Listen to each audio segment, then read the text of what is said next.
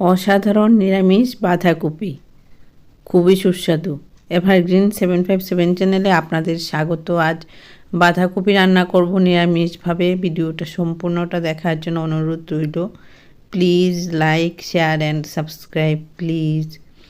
এই সুস্বাদু রেসিপিটা করার জন্য কিছু মশলা লাগবে। মশলাগুলি হলো তেজপাতা নিয়েছি, শুকনো কড়াইতে ধুয়ে দিয়ে দিলাম। তেজপাতাটা মুচমুচে হয়ে ভাজা হবে।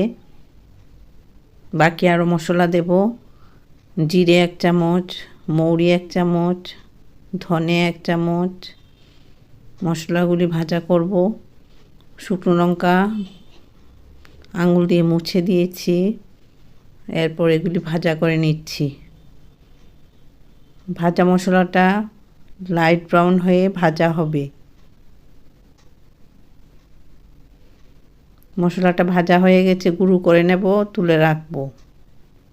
এই কড়াইতে এলাচি, দারচিনি, লং এগুলিও গুঁড়ো করব, ভাজা করে নিচ্ছি।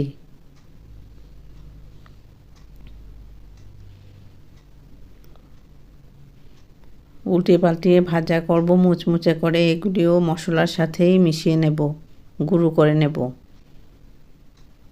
এগুলিও তুলে নেব। এগুলি ভাজা হয়ে গেছে, মুচমুচে হয়ে গেছে। ওল আলু কেটে জলে রেখেছি, লাল হবে না। মটরশুঁটির খোসা ছাড়িয়ে নিয়েছি। বাঁধাকপিটা কেটে নিয়েছি এভাবে। বাঁধাকপিটা ভাপিয়ে নেব জল দিয়ে। ভাপিয়ে নিলে গ্যাস হয় না, এর জন্য বাঁধাকপি, ফুলকপি এগুলি ভাপিয়ে নিতে হয়। জল দিয়ে দিচ্ছি আরও একটু, 1.5 লিটার জল দিয়েছি। কপি অনুযায়ী জলটা দিতে হবে। এগুলি ফুটে উঠবে। নুন দিয়ে দিচ্ছি। 5 মিনিট ভাপিয়ে নেব, তারপর জলটা ঝরিয়ে নেব। জলের মধ্যে বাঁধাকপিগুলি দিয়ে দিলাম। ঢাকা দিয়ে রাখবো কিছুক্ষণের জন্য। ফ্লেমটা থাকবে এরকম। এই ফ্লেমে ভাপিয়ে নেব।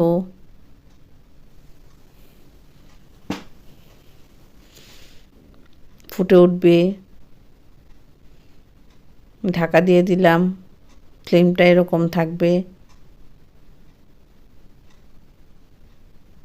ফুটে উঠেছে।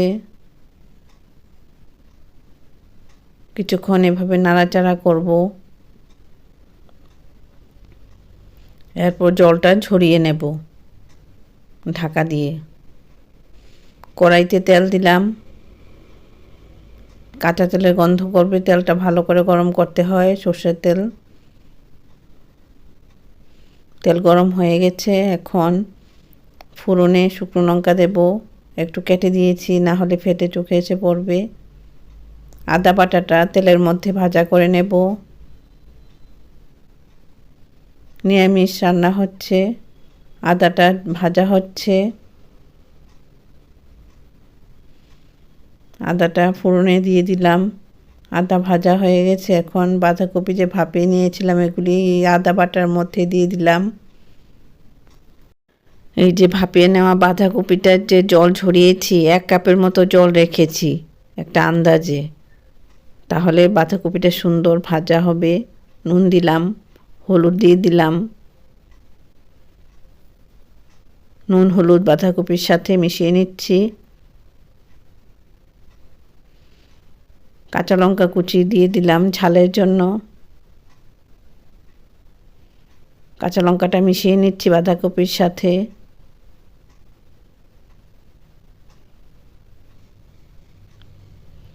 এভাবে গুছিয়ে নিলাম।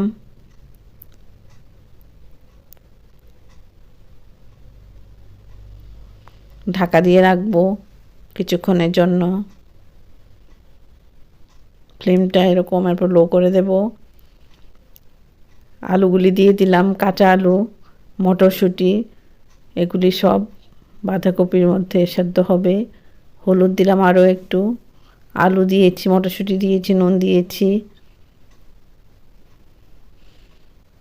আলুগুলি কি করব দেখাবো।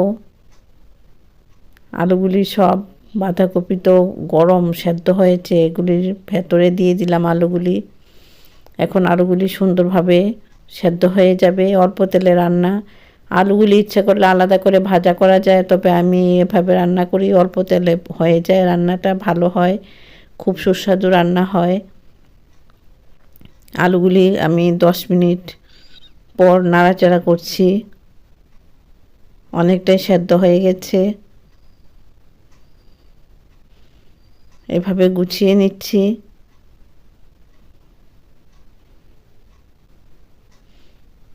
এরকম বাঁধাকপি খেলে প্রোস্টেট ক্যান্সার প্রতিহত করা যায়, তাই মাঝে মধ্যে পুরুষ লোক বাঁধাকপি খাবে।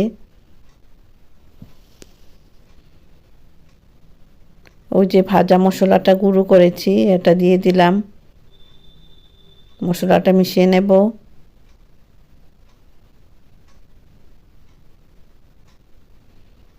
এভাবে রান্না করে খাবেন, আমার খুব ইচ্ছে।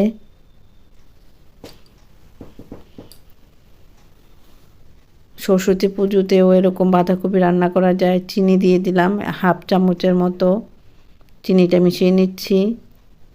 ভালো ভালো রান্না দেখার জন্য এভারগ্রিন 757 চ্যানেলের পাশে থাকবে, ভালো ভালো রান্না দেখতে পারবে, বেল আইকনটা প্রেস করবে, তাহলে নতুন রান্নার নোটিফিকেশন সবার আগে আপনার মোবাইলে পৌঁছে যাবে।